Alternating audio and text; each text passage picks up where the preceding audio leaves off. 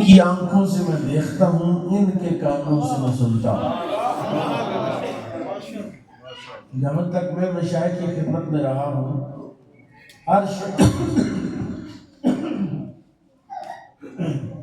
شیخ طریقت کی آنکھیں اور کان ہوتے ہیں۔ کچھ ایسے افراد کے ساتھ ہوتے ہیں جو ان سے مشاورت ہوتی ہے، مشیر ہوتے ہیں۔ میں قربان جاؤں مصطفیٰ کے مشیروں کے، سبحان اللہ، جنہوں نے میرے آقا امام الانبیاء کی ایسی خدمت کی، ایسے مشورے دیے کہ جزیرہ عرب میں صرف 10 سال کے اندر جہاد کا جو ٹائم ہے، 10 سال میں پورے جزیرہ عرب میں اسلام کا پرچم لہرایا۔ میں چونکہ ایک کوزہ ہے تو کوزے کے اعتبار سے میں ایک آخری بات عرض کرتا ہوں، حدیث امامت کے صدیق اکبر، اور اس حدیث امامت میں نبی کریم صلی اللہ تعالی علیہ وسلم نے باقاعدہ عقیدہ اسلام کو اور اپنی ذات اقدس کی جو رائے مبارک ہے اس انداز سے بیان فرمایا۔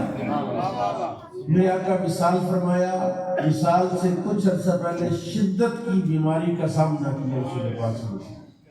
کائنات میں اتنا کوئی بندہ بیمار ہو ہی نہیں سکتا جتنے بیمار رسول اللہ ہوئے۔ اتنی درد کسی کو نہیں ہو سکتی جتنی رسول اللہ کو درد، اتنا بخار کسی کو نہیں چڑھ سکتا جتنا بخار میرے نبی کو چڑھا۔ وجہ کہ بیماری کی وجہ سے بھی اللہ شان بلند کرتا ہے، تو اللہ نے ہر اعتبار سے اپنے نبی کی شان بلند کی، تو اللہ نے بیماری بھی سخت عطا فرمائی تاکہ اس اعتبار سے بھی رسول اللہ کی شان سب سے بڑا ہو جائے۔ سبحان اللہ، 7 نمازیں یا 11 نمازیں میرے نبی نے جناب صدیق اکبر کی امامت میں پڑھی۔ امام مصطفیٰ ہے ابو بکر صدیق۔ ابو بکر صدیق کس کے امام ہیں؟ رسول اللہ صلی اللہ علیہ وسلم کے امام۔ اور جب رسول اللہ کے امام ہیں، جناب فاروق اعظم کے امام ہیں، جناب عثمان غنی کے امام ہیں، جناب مولا علی شیر خدا کے امام ہیں، اور یہ واحد امامت ہے جس پر کسی کو اعتراض کبھی نہیں، واحد امامت ہے جس پر کبھی کسی نے اعتراض ہی نہیں کیا، کیونکہ مسلح خود رسول اللہ نے عطا فرمایا۔ میرے آقا جناب عائشہ صدیقہ رضی اللہ عنہ فرمایا، مروا ابا بکر فلیصلی بالناس، ابو بکر کو حکم دو لوگوں کو نماز پڑھائے۔ حضرت عائشہ صدیقہ رضی اللہ تعالی عنہ نے عرض کیا، حضور میرے ابا جی بڑے کمزور دیکھتے ہیں، تو جناب کسی اور کو کہہ دیں۔ میرے آقا کی زبان اقدس سے نکلا، مروا ابا بکر فلیصلی بالناس، ابو بکر کو حکم دو تاکہ لوگوں کو نماز پڑھائے۔ میں بصیرت اماں جی سیدہ عائشہ صدیقہ پر قربان جاؤں، جنہوں نے قیامت تک لیے مسئلہ حل کر دیا کہ سلپ آف ٹنگ نہیں تھا کہ ابو بکر کو نماز پڑھاؤ، حضور کسی اور کو بھی کہہ دیتے، ویسی زبان پر ابو بکر کا نام کا نماز پڑھاؤ۔ انہوں نے ایک مرتبہ انکار کیا کہ نہیں کسی اور کو کہے، حضور نے دوسری مرتبہ کہا، مروا ابا بکر فلیصلی بالناس، ابو بکر کو حکم دو کہ لوگوں کو نماز پڑھائے۔ سبحان اللہ، سبحان اللہ، سیدہ طیبہ عفیفہ صدیقہ کائنات نے دوسری مرتبہ انکار کیا۔ میرے آقا نے تیسری مرتبہ فرمایا، مروا ابا بکر فلیصلی بالناس۔ اب اسرار کی آخری حد جمع ہی ہوتی ہے، اور اس کے کم از کم افراد 3 ہیں عربی زبان میں۔ حضور نے تیسری مرتبہ جناب اماں جی نے عرض کیا، حضور کسی اور سے کہیں۔ چوتھی مرتبہ رسول اللہ کا جواب سنے، فرمایا یا اللہ و رسولہ والمؤمنون۔ عائشہ تم کہتی ابو بکر کے علاوہ کسی اور کو ہو، یا اللہ، اللہ نہیں مانتا۔ یہ جو یا اللہ ہے نا، مضارع کا صیغہ ہے، اس کا معنی اللہ انکار کرتا ہے۔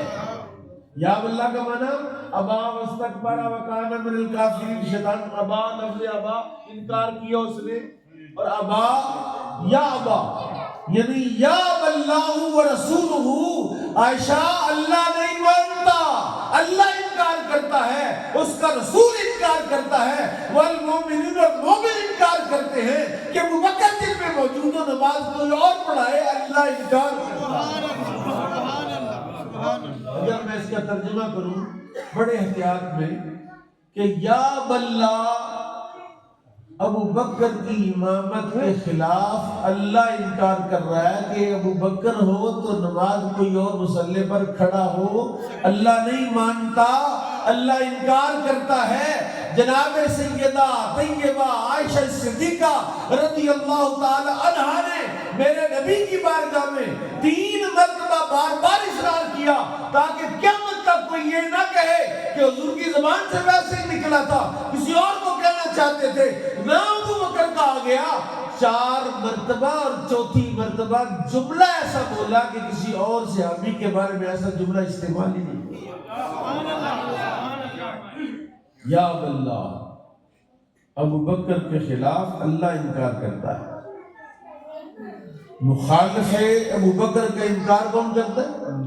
اللہ منکر ہے ابو بکر کے مخالف کا، رسول اللہ منکر ابو بکر کے مخالف کا، اور سارے ایمان والے والمومنون مومن منکر ہیں مخالف ابو بکر کے لیے، کہ اس کی مخالفت کی کوئی پرواہ ہی نہیں۔ اور جو جناب سیدنا صدیق اکبر رضی اللہ تعالیٰ عنہ کو مقام ملا غار ثور میں، وہی اصل مقام ہے۔ مقام صدیقی وہی ہے جو غار ثور میں ملا ہے، اور وہ مقام کیا ہے کہ حضور نے فرمایا لا تحزن ان اللہ معنا، یہ اصل مقام ہے صدیق اکبر، لا تحزن ان اللہ معنا، غم نہ کر اللہ ہمارے ساتھ ہے۔ یعنی رسول پاک نے وہاں بتایا ابو بکر جتنا اللہ اس وقت میرے ساتھ ہے اتنا اللہ تیرے ساتھ بھی ہے۔ میرے آقا امام الانبیاء کی معیت جو رب کے ساتھ ہے وہی معیت الہیہ ابو بکر کو صلات حاصل ہوئی، اس لیے اس لیے کہ حضور اعظم نے کہا ساری نیکیاں لے لیں، وہ رات مجھے دے دے، وہ رات مجھے دے دے۔